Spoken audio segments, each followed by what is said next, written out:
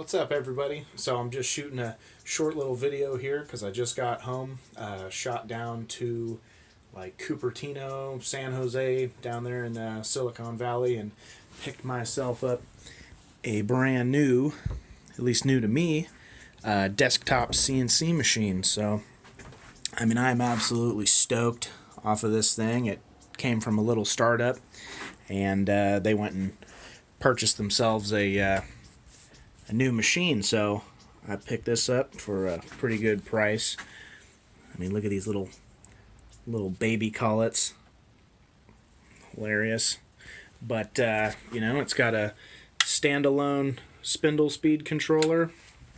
What else? It's run off of a parallel port, and I'm not entirely sure how that's all going to work out, but I know it is because he showed me and gave me a little demonstration. And I am just pumped, and this is not just bullshit YouTube hype pumped up. I actually am, because I wanted a CNC machine for days and not just a 3D printer. CR10 is going to be jealous, but that's okay.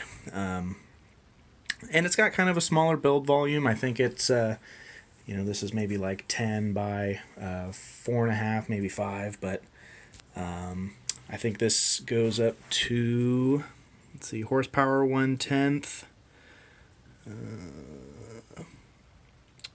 Let's see, yeah, nothing on the spindle speed, but I'm sure I can look that up. So, anyways, I'm pumped. Just wanted to put that out to the internet, and yeah, thanks for watching.